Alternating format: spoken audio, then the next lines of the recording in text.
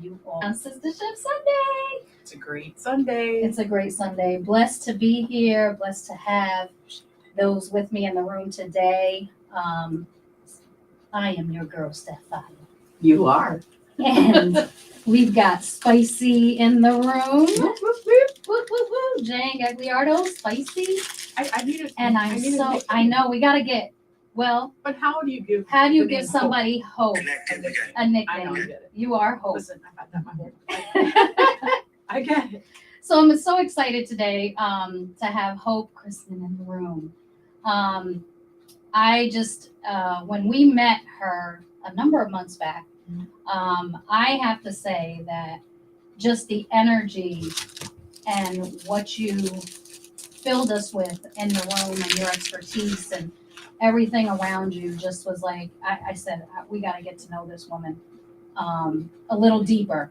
And I love the fact that we actually have her on the show today because this is a subject very near and dear to your heart. Absolutely. So I would like you to kind of tell the audience, what is your expertise? Sure. Well, my name is Hope Chrisman, and I am a master's level social worker. I've been a master's level social worker since 2009. And prior to that, I actually did work in the field, if you want to call it that, with in the domestic violence movement, in the sexual assault movement, and in crisis intervention. So I have a large background in that. And then when I actually obtained my master's degree, I did research in gerontological social work. So I've actually also worked in the area of gerontology, so in a skilled nursing facility, and now as a medical social worker in the hospice field. So my experience is quite vast in social work. And then I've also worked as a community social worker. So, working to meet the needs of the community in more of a rural setting where I am out in the West End. But in general, we're typically more of a rural setting here, running a food pantry and, and seeing what the needs are. I just saw something on Facebook today about a homeless situation here that occurred. Yes. And it is sad. And I made the comment that we have homelessness in the West End also, but it's just harder to find. I mean, people are there, but they're not as visible. So again, being a community social worker, that's part of my role. I'm a social worker 24/7, 365. So, I'm always looking to meet the needs of the community. And, working with mental health and suicide awareness and suicide prevention is something that I've just been very passionate about. So, and that kind of gets us into, I think, as we kind of head into the holiday season, it's more pervasive. A lot more people are dealing with states of depression and overwhelming, needs and requirements and things of that nature, family situations, just dysfunction in general. Right. And that kind of elevates people's stress levels to the point of sometimes desperation. So today, our topic today, everyday thoughts of mental illness, suicide awareness and prevention, because we don't hear a lot of discussion around suicide awareness unless it's the month that people talk about suicide awareness, which is November, or October. Or something happens. Or something happens.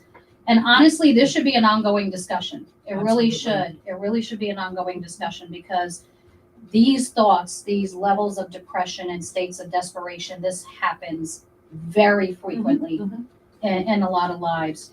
As we kind of think about even just the holidays coming up and some of the risk factors, and you talked about mental illness. So when we speak to risk factors of when we talk about suicide, depression, right, bipolar disorder, anxiety disorder, conduct disorder, substance abuse disorder, seriously ill, terminal or chronic. And, you talk about hospice, if you're suffering from a traumatic brain injury, prolonged levels of stress, life situations, bullying, relationship problems. It runs a gambit of what we all deal with everyday life. And I guess, some people who don't really understand this or say, well, I've been depressed and I don't think about suicide. Right. And that happens as well. But like just going some of the things that you said, previous suicide attempts, of course, and a history of depression and mental illness, serious illness such as chronic pain. And I just wanted to touch on that one a little bit more because chronic pain does play on the chemicals in your brain. And it messes with the serotonin levels, which can then cause chronic depression. But pain is definitely a factor. And when we think of pain, also, there are psychological reasons for pain, psychosocial reasons for pain. So is it an actual physical pain or is it a psychological pain? And there's just so much to evaluate when we're talking about that. Of course, there are other things like criminal and legal issues and money issues and job issues and things like that are definitely factors as well as everything that you already mentioned. Chemical imbalances. Absolutely. And again, that goes under, the diagnoses, all of those diagnoses of mental health disorders. So in your professional opinion, do you think the pandemic has escalated that thought? Too bad you can't see. I mean, if you're watching this, are we live on Facebook? Yeah, we're live on Facebook. We're live on Facebook if you want to watch this. But, if you didn't see me, I kind of like made a face because the pandemic absolutely 100% has added to this. I mean, I go back to 9/11. I mean, when you think of what happened on 9/11, yes, we pulled together as a country and that was amazing. But what happened on 9/11 is that we watched 9/11 over and over and over again. And we were all touched by 9/11 in some way. Even if we didn't know someone there, we may have known someone who knew someone there. Right. Or, maybe we visited that area a lot and now all of a sudden it's different. It's, the towers are gone. But we watched it over and over again. And then after a while, unfortunately with the media, they gotta sell. They have to sell. So watching it over and over again, it was getting boring. So now we have to go a little more in depth. Let's show a little bit more of the trauma that happened on 9/11. And we all watched it. And they had documentaries where you could see people either falling or jumping out of the buildings. That is very traumatic. Yeah. And even though, we weren't there, we witnessed it. And that causes post-traumatic stress. And I actually, and this is going back and forth in the field, I actually more liken it to vicarious trauma. So vicarious trauma is when you've witnessed, over and over, you witnessed something very terrible happening. Like if something happened to you right now, I'm sitting right here, I witnessed it. So that would be like a vicarious trauma, you being so close to it. But I feel that same way. I prefer to call it vicarious trauma, what happened on 9/11, because we were so close to it and so attached to it that we felt it as if we were there. So we're all living with this. And then here comes the pandemic. I mean, the pandemic just added to that. It just added to that. And now we have, like kids that aren't going to school, so they're not getting all that energy out. They're not getting the social interaction, and now they're more online. And we know, like, bullying was one of the things that we talked about. So, there's more, like, they're not seeing. We all talk about this. We're older, so we talk about, you and I could have a difference of opinion, and we're stating it face to face, and you would never be rude and obnoxious and say the things that keyboard warriors say, Right? Because we're saying it face to face. Right. Well, our kids are growing up in the keyboard warrior era, whereas their socialization, one-on-one socialization skills are not the same as ours because they've grown up with social media. Right. So, all of that bullying and everything through the pandemic. And then, the differences of opinions where, my parents say, I'm not going to wear a mask and, you're wearing a mask. So, you're a baby or, a lot worse. So much happened with the pandemic and, and our frustration and our anger with businesses being closed down and maybe not making money that they need to be making. And some people wearing masks and some people not wearing masks, and getting looked at weird because you're wearing one, getting looked at weird because you're not wearing one. So I absolutely 100%. Yeah, I will tell you, even till this day, if I cough or sneeze in the store, I'm like, the first thing I say to people is, I don't have COVID. Right. I don't have COVID. I just have allergies. Or Right. It's almost like you're pre-programmed to defend yourself. Absolutely, to defend yourself. Yeah. And that's not how it should be. No. We shouldn't have to defend Well, we cough, we sneeze. Right. I mean, we're human. Yeah. I think, again, because of just the severity of so many people, passing away from the disease. I think the caution factor Mhm. of, I don't know, I mean, you're coughing, but, you could Sure. have potentially some of those droplets hit me or whatever have you. But, again, when we kind of get into the whole bullying thing, because that's an aspect of like kind of looking at people odd and treating people differently than, you would treat yourself or maybe even your mother. And in some cases, people still treat their mother badly. However, Yeah, it doesn't have to be a pandemic. doesn't have to be a No, pandemic no. for that. However, I think that the bullying piece, because has been a huge topic over the years about bullying. Now that we are in kind of closed settings at home, it is that on the computer, on social media and whatever, it's so pervasive because in school, yeah, you have your little cliques of people that are bullying or what have you, and it's visible, although people ignore it. However, when it's on social media platforms, there are people that don't know you that see it. So there's no level of that protection Right. that you have around you, Right. that visibility. Although it's very visible, but it's not very visible to the people close to you where they can immediately react to something like that or have those conversations. So I think again that bullying piece is definitely a big one. And can you kind of go through what you've seen as far as the effects of bullying and how deep that kind of brings people down to? Well, and like you just said, like I remember I'm one of 7 kids. So like, we might have like beat the tar out of each other, Mhm. Yeah. and been mean Yeah. to each other. But, heaven forbid if anybody Yeah. ever tried to be mean to one of us. Mhm. So in that respect, when you have a group like that and you can protect yourself. So when I was younger, it was like, that's where it stopped. It stopped right there. You say, I'm going to get my big brother after you, Yeah. and you get your big brother after him, and then it's done. Right. It's done. Right.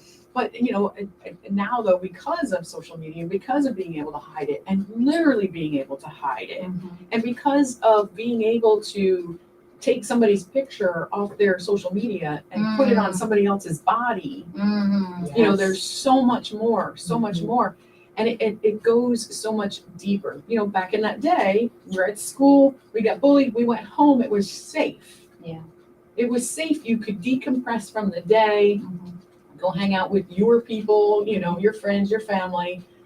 And that was it. But now again, with social media, there's no escaping it. Mhm. And if you don't get any downtime, that continues to constantly play on you. And we're seeing, suicide rates of younger children. Seen quite a bit, Children, yeah. 11, 13, Yeah. committing suicide younger because they're bullied. Mhm. And I, I apologize. I don't feel that zero tolerance is happening anywhere in the schools. Mhm. And, even my kids are out of school now, but I still coach, and even so all my kids, my players, they're like, yeah, nothing's being done. And if it's always seems like the second person, if somebody bullies you and you fight back, you're the one that gets in trouble. This is what I've been told from all the Mhm. kids. Well, both parties. Both get parties. reprimanded. Well, Yeah. not Mhm. the experience that I've been given from the kids, and even from when my Yeah. own son was still in school. So is there nothing set up in the schools for kids to go to a counselor, They should. nurse's office, or? Oh, sure, absolutely. And I feel that actually, I was helping a social work student last year. I was like her field liaison. And this year she wanted to do school social work. So because I'm not a school social worker, I couldn't help her. And she called around to the schools, and only, I believe, 2 schools had social workers that were actually in-house. And the one school was new, so they said, they didn't want to put that on a new social worker. And the other schools contracted that out. Oh, wow. So if you're contracted out, I mean, I look at like even in the nursing facilities, if you have your regular staff and you have your contracted out staff. So they work for an agency, Mhm. and then they working all over the place. They don't get to know the residents or the patients because They're they're not like with them travel every day. nurses. They're or like traveling nurses. Yeah. So it's the same thing. If you have an outside agency that's coming in and doing that, they're going to do a good job, but they don't know the history, they don't know the background. You know, okay, this is like the fourth time that you've been in here because, you know, 4 other people accused you of doing the same thing. You know, they don't have all that history. And I mean, I'm hoping that, you know, with our new governor, his idea of having, We want to see you.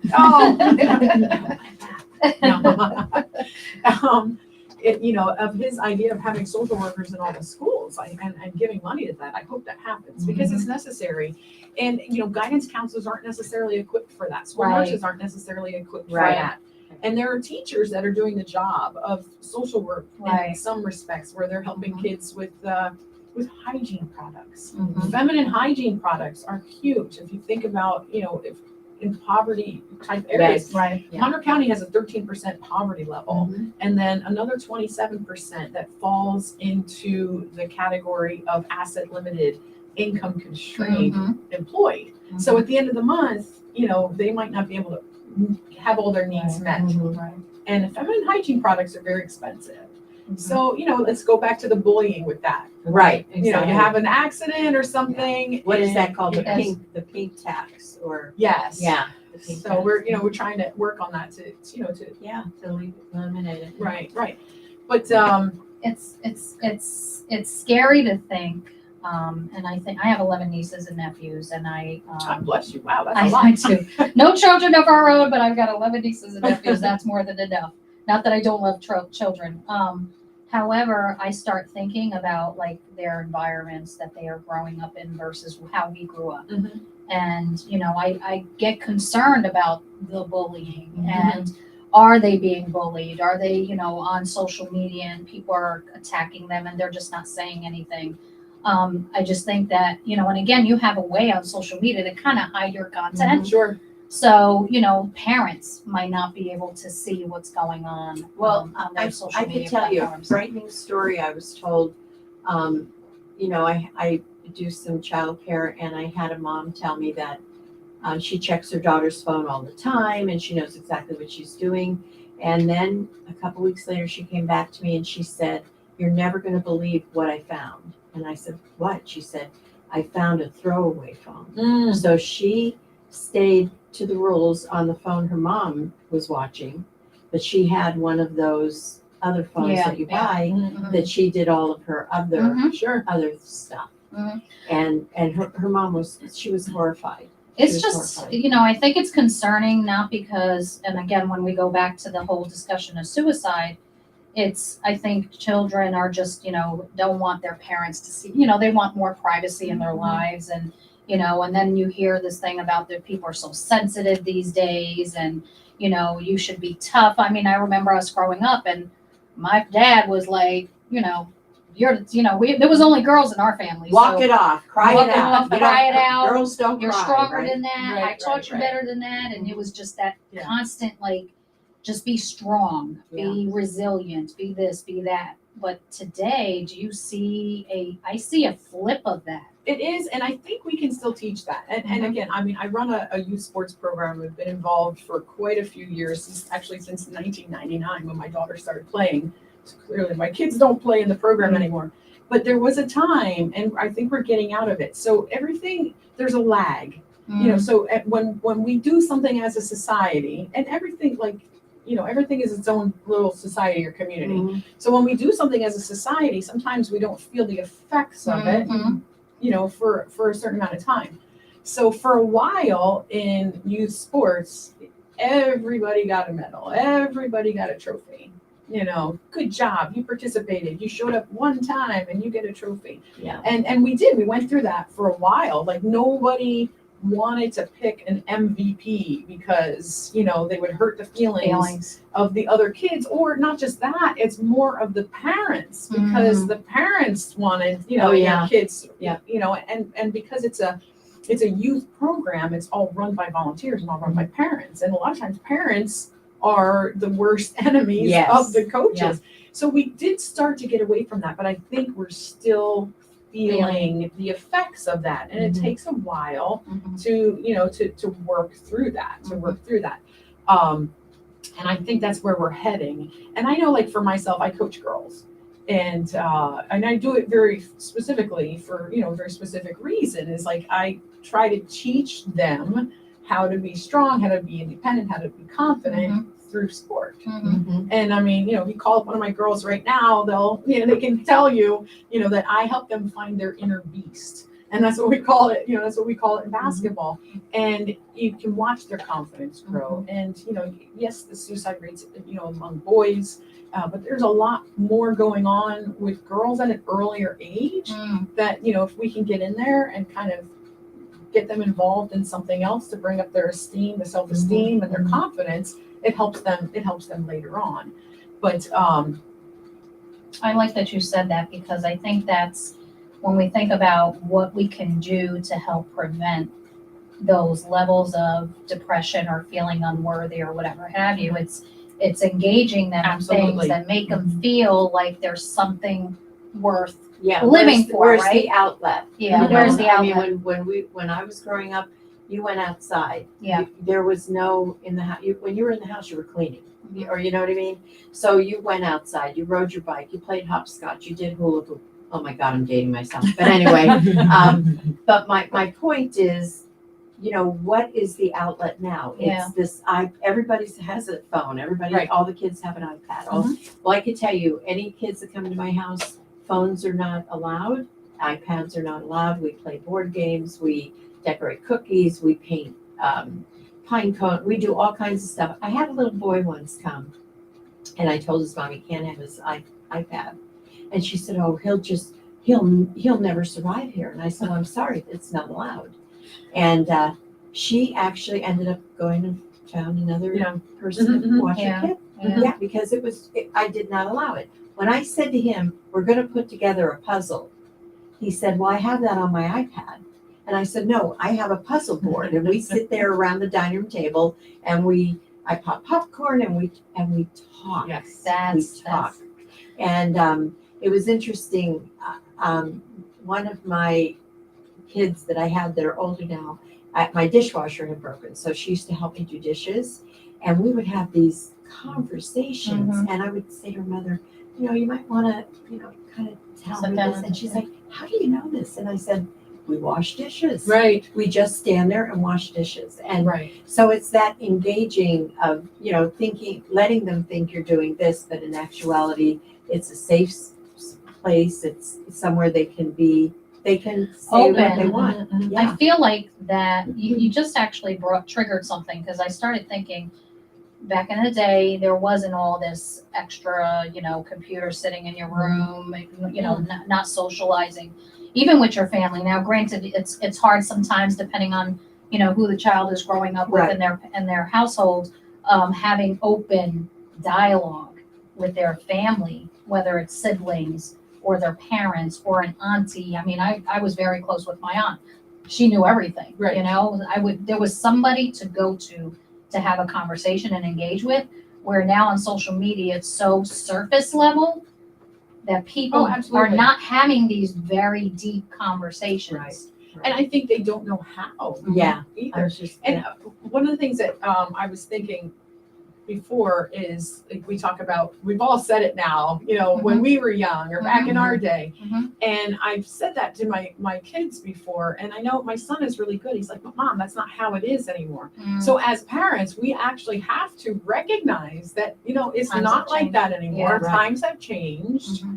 We can continue to use our values, but now we need to step into their world a little bit and relate the values that we want to instill in them, that we have, into their world, into their world. Sometimes, like, my kids and I text. If my son calls me, something's wrong. Yeah. Because he's always texting. Right. So I know that if he's on the phone, like, I actually see the phone ringing, something's wrong.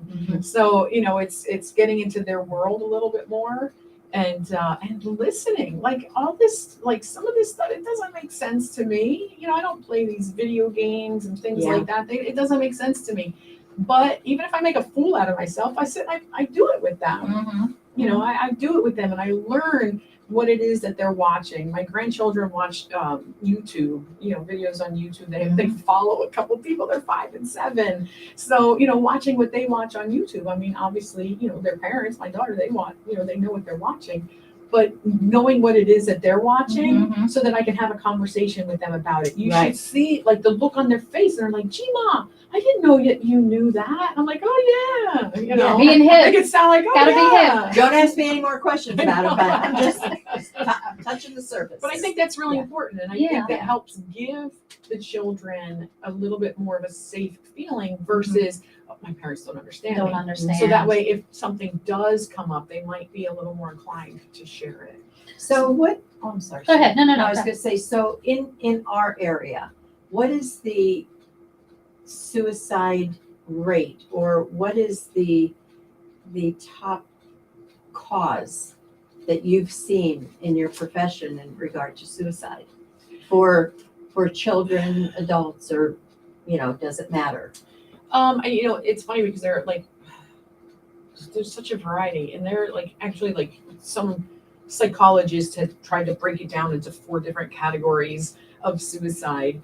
And I think that children, it's bullying.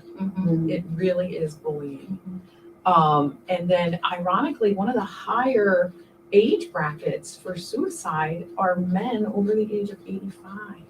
Oh, wow, no kidding. And that is, and typically, and a higher category is white men, like in those, the working ages where, they maybe feel that they should be doing more and they're just not. They feel their just value failing. is Yes. just it's interesting you Oh, say wow. that, because I think about my dad.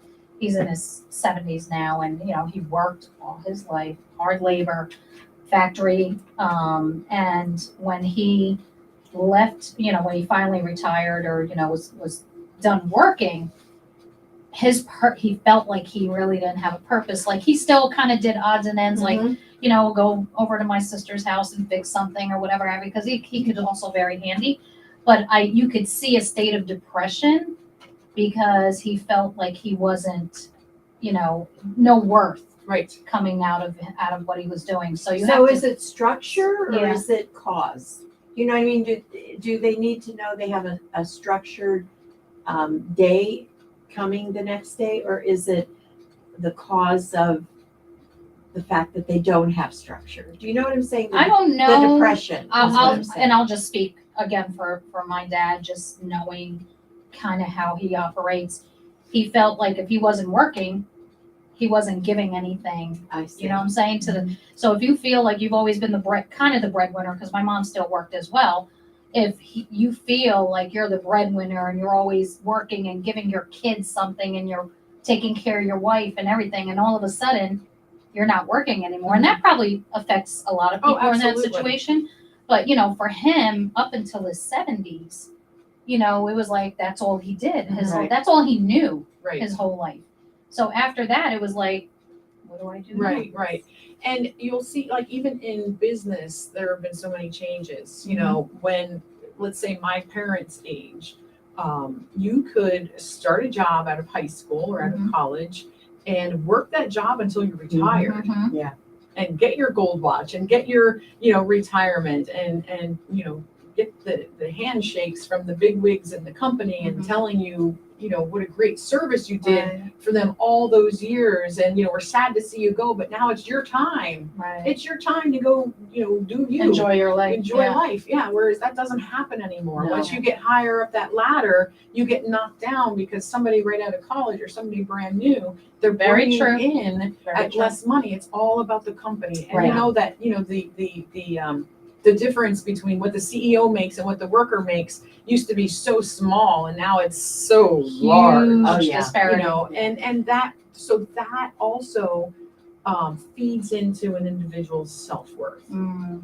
I mean, if you really think about it. And and I don't know if your dad worked the same job all that Yeah, time. Good well, for same him. That's job. awesome. That's Same awesome. job. That's Yeah. great. But some people just really truly have to be busy. I have a friend he has to be busy 24/7. Yeah. And he has literally said that he will probably die working. Yeah.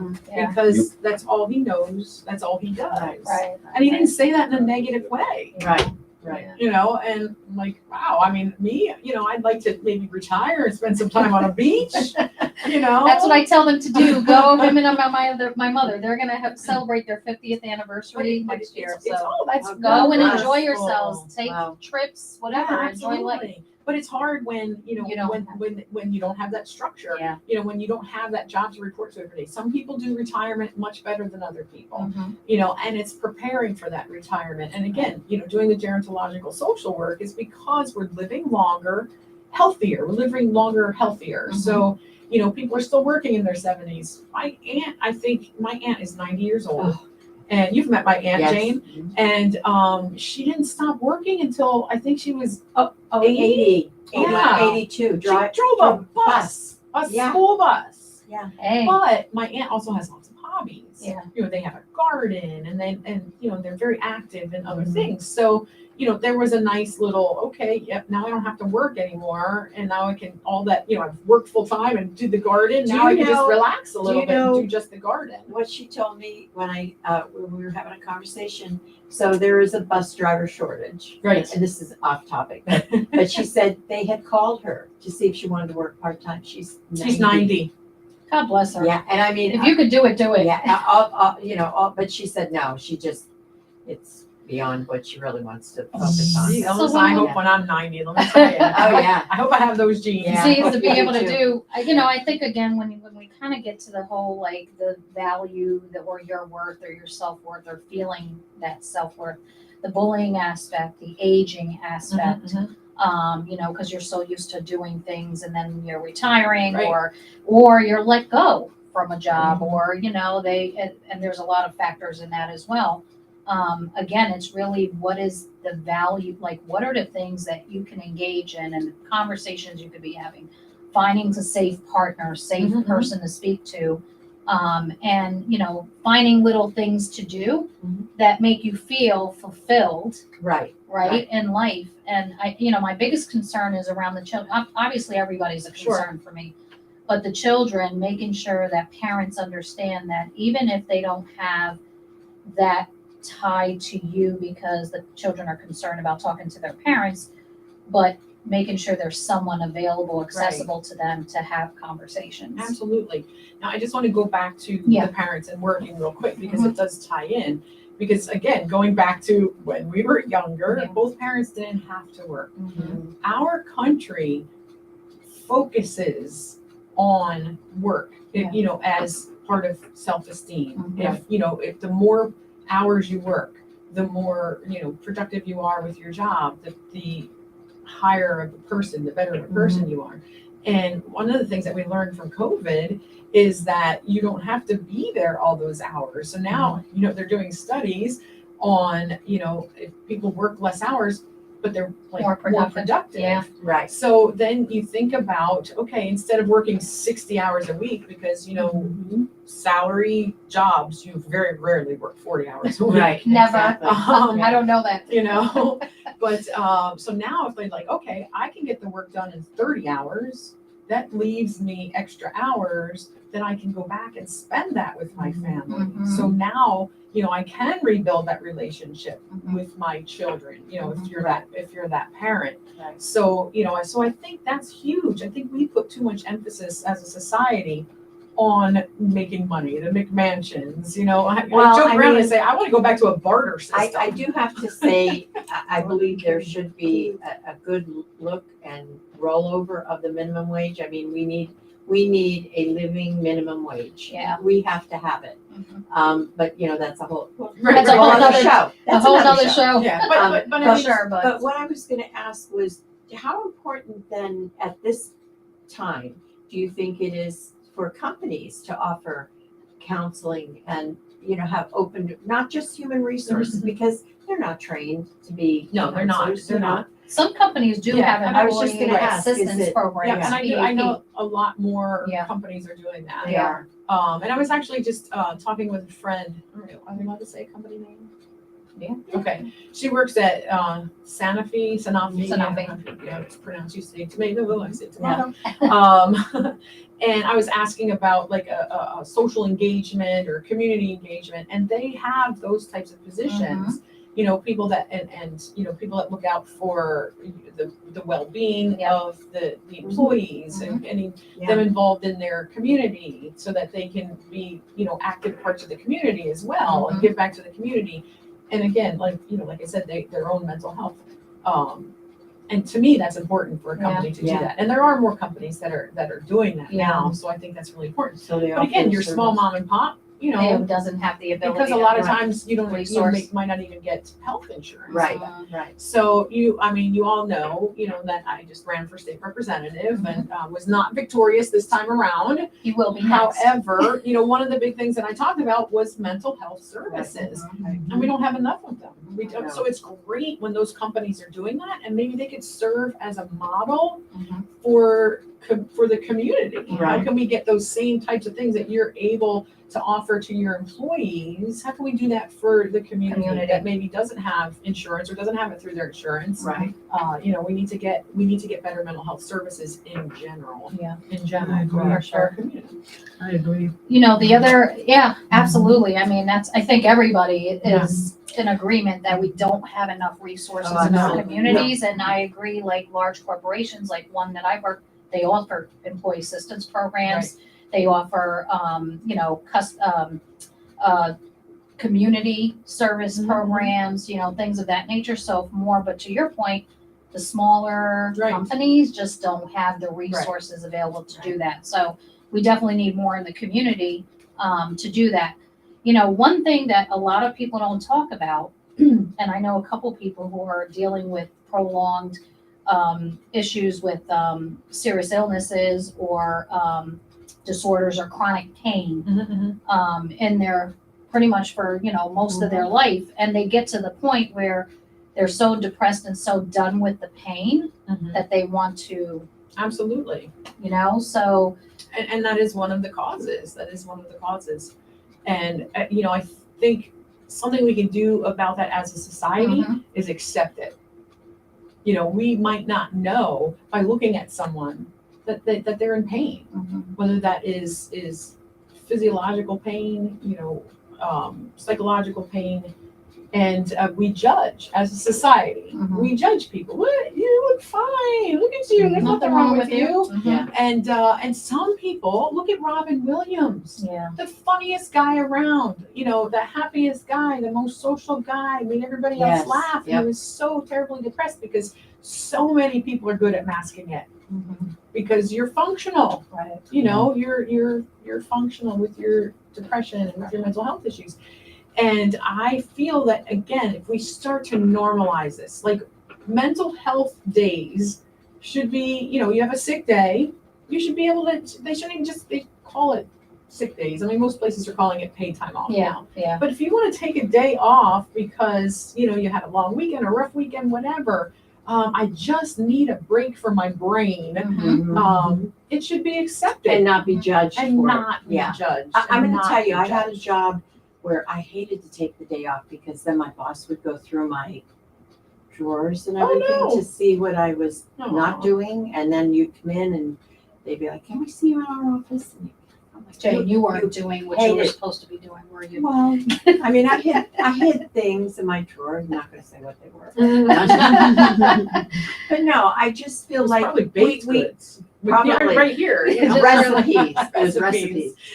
But I feel like the employer also has to give some kind of security or confidence to the employee that they in fact trust them to do the job, that they, Absolutely. Yeah. and I think that creates anxiety and it can also create the depression. Sure, You know? absolutely. I mean, you go to a job and you do your job and then you come home and you worry about, oh my God, did I not do that? We shouldn't be bringing that Right, with us. right. You know? And your boss shouldn't be calling you after hours and on Right. weekends. Oh, Lord, And yes. it happens, and it Yeah. happens too much.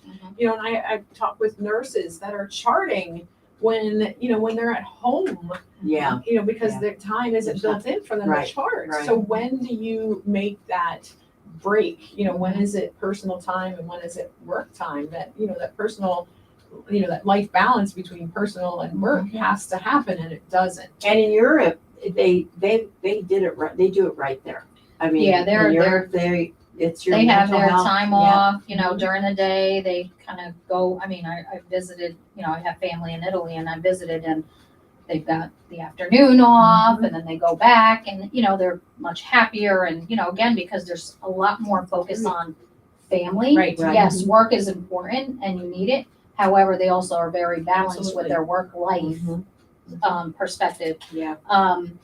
But, again, when we think about, and I think this goes back to not just the awareness, but, prevention, some things that can be done. Yes, we need more mental health resources in our communities. However, there are things that we could do as society, as we start seeing things. I always say, you see something, say something. Absolutely. Because that could be a breaking point or a moment of this person could potentially take their life and I have to engage someone or, reach out to them and say, hey, are you okay? Is something going on? So it's an interesting point. So Hope, what would, us, the common person, like look for in a friend or a family member or, what are the signals in that? So I can't remember the gentleman's name, and I think he did this on YouTube.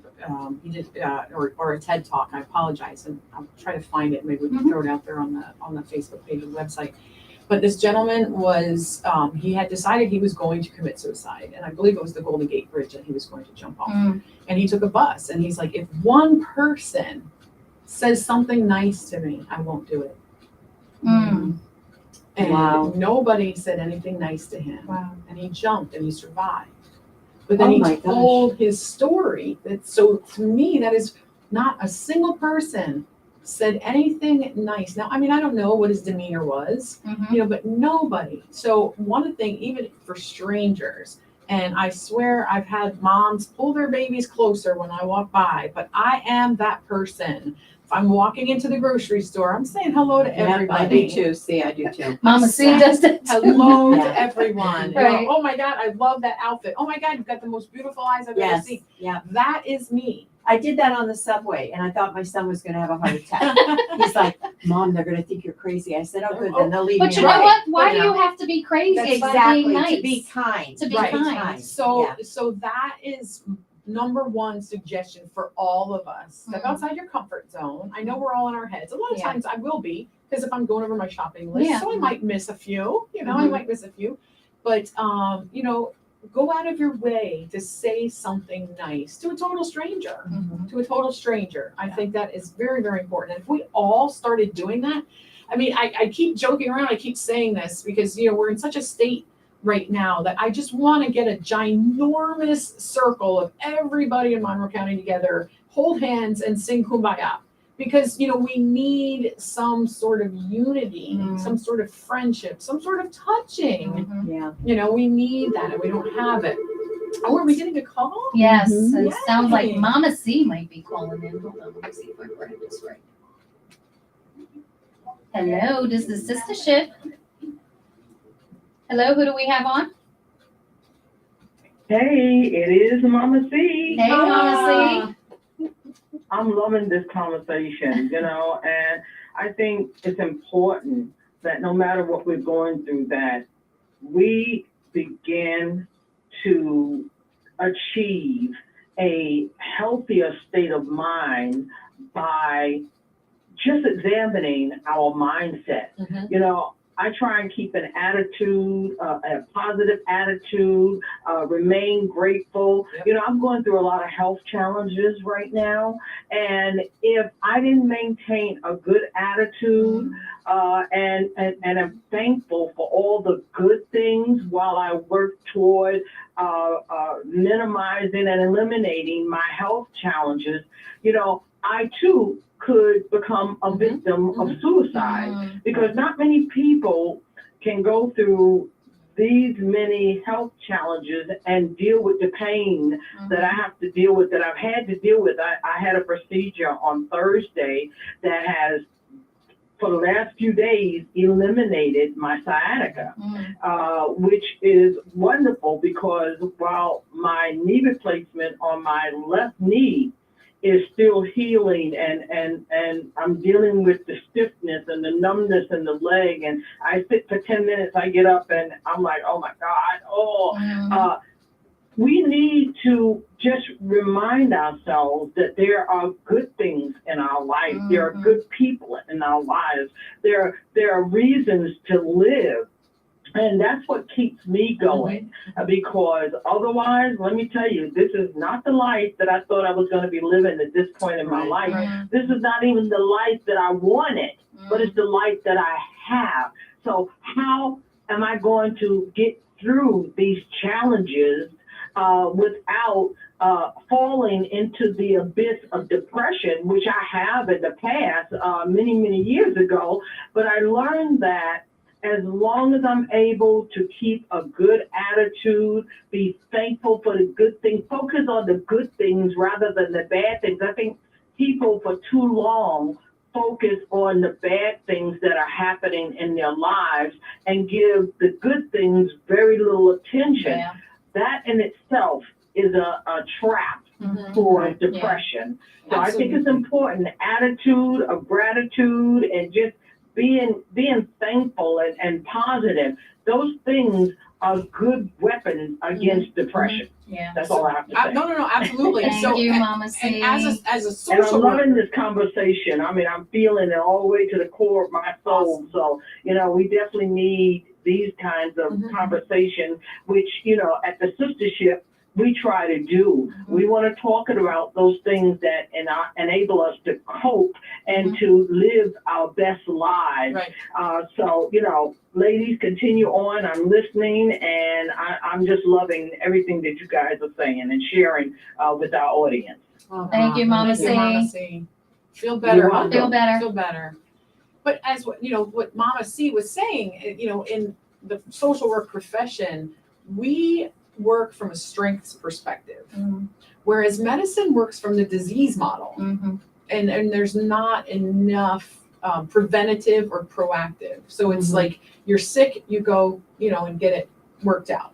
But as a social worker, we work from a strengths perspective. So, as Mama C is talking, I'm thinking how wonderful for her, and then I'm also thinking about the people who may have felt like they don't have the ability to get their injuries fixed. They don't have the ability to go back to the doctor, to go to physical therapy after the surgery or what have you.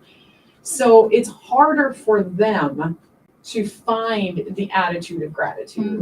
And that's how we as a community or as friends. But from the strengths perspective of social work, when I speak to someone like that in that situation, I will ask them, so, have you ever dealt with anything like this before? And they might say, well, yes, or well, not this severe. Okay, well, what was it? Okay, well, let's look at that. How did you get through that? Like, what did you do that time? And then they'll start talking about it. And then we can, start to, regain that, those skills, or regain that thought process. Training your mind. Because it might be buried at that Right, point. It might be buried. So, if we can get them to think about how they did it before, and that's wonderful. And then again, but people are like, yeah, but I keep having to do it over and over and over. I'm like, but look how strong you are to be able to do that. Yeah. So, always working from a strengths perspective versus the disease model is really, really important. And But- I'm sorry. No, go ahead. And I was going to say, so how often versus the patient do you get the caregiver that needs the support, is if not more? Well, because the Because they're patient's dealing with taken the- care Sure, of. Let's taken- face it. I mean, medically the patient is taken care of, but the caregiver, on the other hand, is kind of Absorbing. out there. In Yeah. so right now, especially me working in hospice, I would say every situation, more or less, I mean, there are some who, they have a complete understanding of what's going on and they've already accepted, come to terms with it before they've come to hospice. But, we work with caregiver stress a lot, and acceptance. And so my role as a hospice social worker is assisting the patient as well as the family to have a peaceful transition. And sometimes physically and psychologically, the patient is ready, but they don't go. And it's because the family has not accepted it or is not ready, so they're worried about their family. Mhm. So that's our role there as social workers in hospice, is to kind of get everybody on the same page, so it's peaceful for everyone. So Right, it's right. peaceful for everyone. But sure, caregivers, no matter what it is. I mean, I'm in hospice, but if it's, for cancer, I lost my best friend to lung cancer, and her son was her caregiver. And, that's a lot of stress on a caregiver. But it's the absenteeism of no longer caring, right? Once they're gone.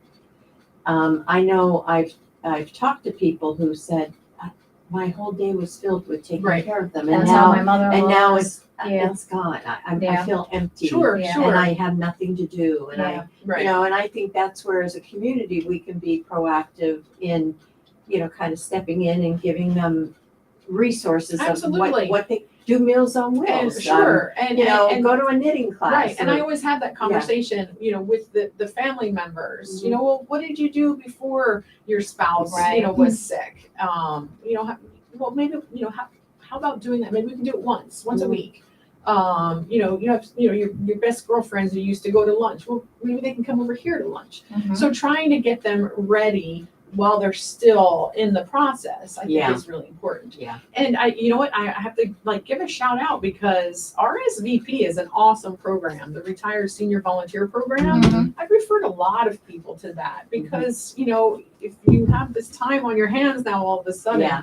they can find something that you enjoy, and you can go hang out with another person and do that, whether Yeah. it's playing games or just, chatting with someone. Mhm. And, when you talk about, what can we do for our friends, our family, our neighbors, and it's just that, like you said, the holidays are coming up. Yeah. Is there someone in the family that just lost someone? Yeah. A lot of times we don't know what to say, so Right. we don't say anything. Yep. Yeah. And you know yeah. what? And going to that person saying, you know what? I have no idea what to say to you, but I love you, and I am concerned about you, and I care about you, and I want to be here for you. What can I do? I love What that. can I do? I love that. And Yeah. I think that's definitely a miss. And I agree. I think people fear the sense of not knowing what to say.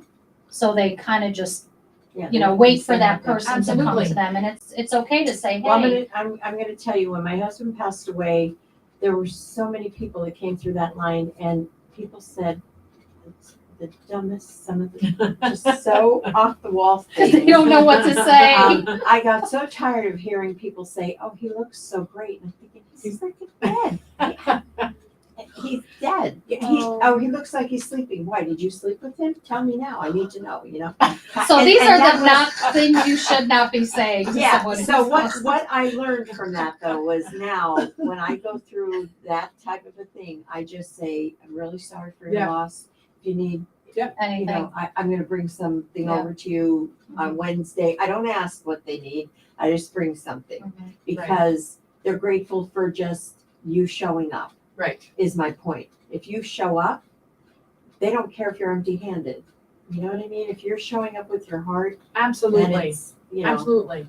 And bringing this back to suicide. Yeah. right. I've had friends who have lost a loved one to suicide, have lost a loved one to overdose, Yep.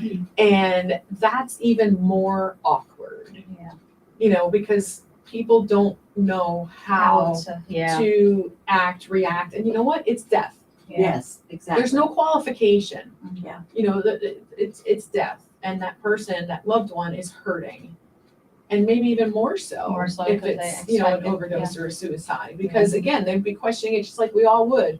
What didn't I see? What could I have done What could I have done differently? differently? And that's something that I have to say that, unless you're completely non-observant, sometimes we're just never going to see it.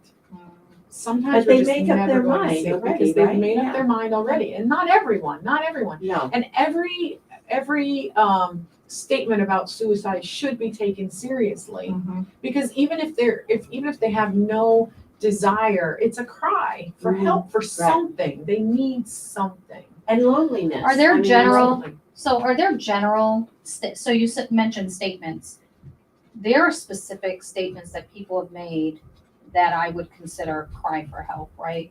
I am not, I don't feel like, I'm worth. Sure, absolutely. I mean, I think the signs, right? Yeah. And Yeah. just in verbal and depression obviously is in some cases very visible. But the verbal piece of it is, to me, again, that cry of help, because and my perspective, and mine only, if people are wanting to commit suicide and they really want to do it, they don't cry out for help. It just happens, and maybe the signs aren't there. But there are those that also are crying out for help by saying certain things or messaging that they have, had around family, friends, or what have you, which is that cry for help. What are some of the things that people need to look for to understand the signs? I think, any changes, like if you have somebody that's very social, now all of a sudden they're more reclusive. Somebody that used to take part in family gatherings and now they don't. Or not the opposite, but somebody who was just like chill all the time and now all of a sudden they're like, just super talkative and, like super out of their character. Yeah. Can be a sign as well. But it's just watching, and sometimes the changes are subtle. Yeah. And again, the more active we are in our loved ones' lives, the more we'll see those subtle changes. The changes that Because just, a lot of times yeah. it is like if somebody's like, I'm worthless, yeah. and they're vocalizing it, and that is like a cry. No, you're not. Why would you think that? Like, what would make you, instead of just saying no, you're not. Why do you feel that way? Right. Like, tell me, did something happen, or tell me why you feel that way, Mhm. and just talking it out. Because you can always, or I'm really sad, or people like you see in the commercials now, and tell people that like you're depressed. Oh no, everybody gets sad sometimes. Just go out and run. That'll make you feel better. Yeah. Or don't, go on a trip. That'll make you feel better. No. Like we can't. We gotta be qualify. careful. We have to be careful. We have to be or careful. don't cry. Why are you Yes, crying? why are you Don't crying? cry. Give me a minute, I'll Because right some back. people just need to do that. And you know what? Talking Talk about a that, couple things. crying. I'm a big mush. I am Yeah. a big You mush. But like when I was see the married, picture. to my ex-husband, like he would make fun of me. And so I didn't cry. And I'm literally like, my kids don't make fun of me. They're like, oh, here goes mom again. Because I cry during movies. Like Yeah. I cry in the Olympics when they're getting their medals. Mhm. I cry during cool runnings when they crash the bobsled and then they pick it up and they carry it across the finish line. Mhm. That's just who I am. Yeah. And when you're not allowed to be who you are and you hold that inside, that can really That can change really you as change. well. Right. Absolutely. Let me just give our number. It's 888-304-4401. If you'd like to call in and join in on the conversation, please do so. So I think, and I just want to kind of, I was thinking about everything that was said, and I go back to the illness and someone who's sick, and I was watching The Crown just recently, the second season, and there was one specific segment in it where Princess Di was dating the doctor, a doctor, and they were having a conversation, and he said, oh, you're, he goes, I'm just the person who helps them from the sickness.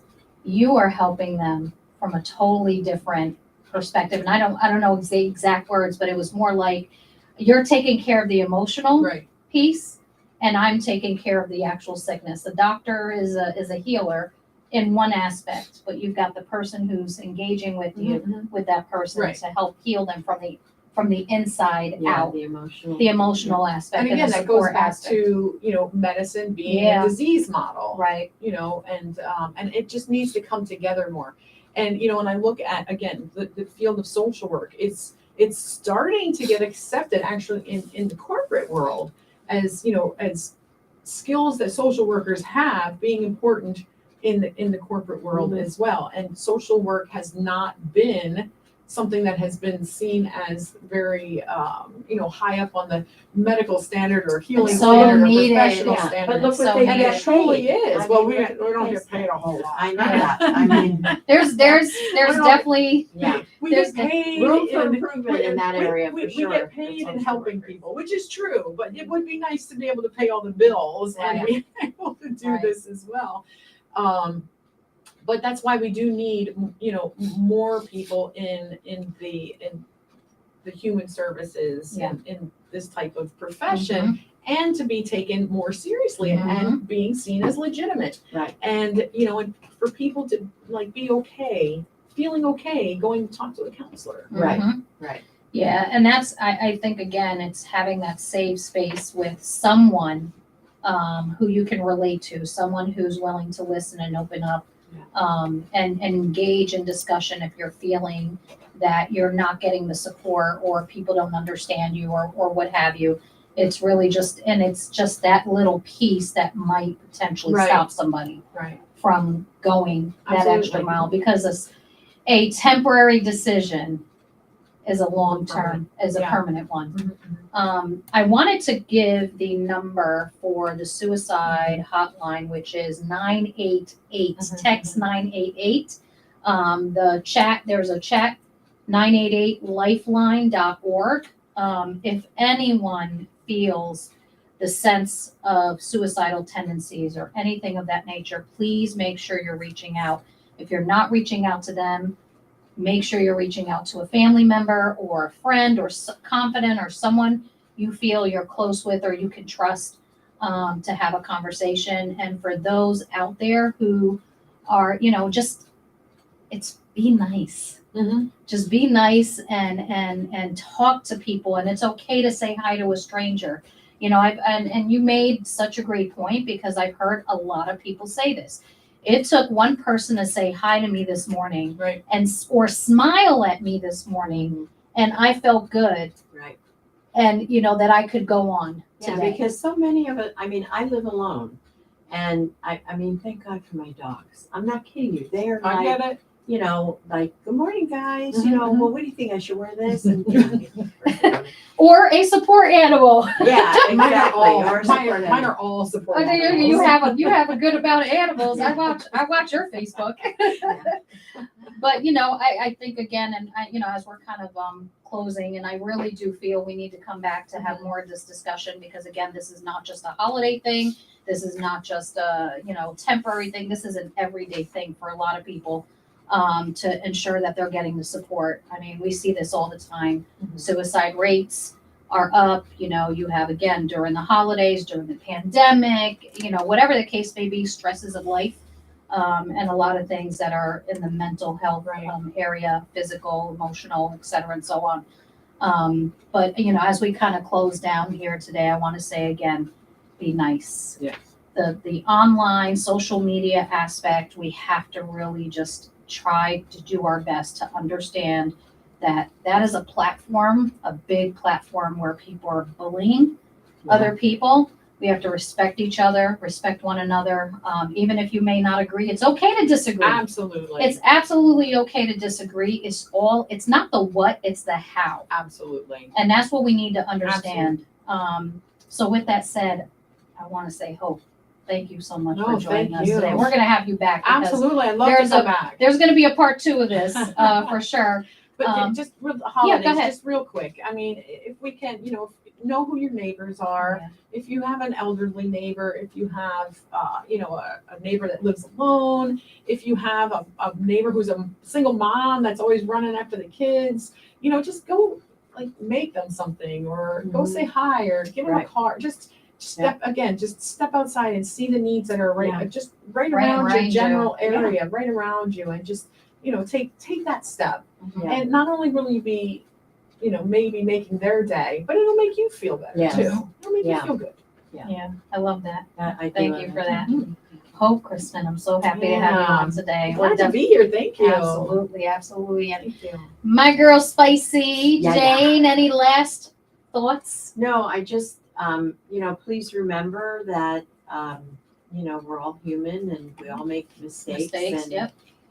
you know, forgiveness is a real hard Absolutely. thing for me because I'm Italian. There's that, but I'm getting there. There I'm you getting go. there. I'm almost 70, but I am trying to get there. Good for you. She doesn't look 70. No y'all. way, She doesn't no look way. 70. That's because I don't have a man. No, just kidding. With that said, y'all, thank you again for joining us today. This is your girl Stephia on the Sistership Thank you, Network. Stephanie. Every Sunday is Sistership Sunday. So we will be back here again, 2 p.m. Eastern Standard Time every Sunday. Please make sure you join us again. Happy holidays, happy Thanksgiving. Be grateful, be kind, and we love y'all. See you next time. Bye-bye.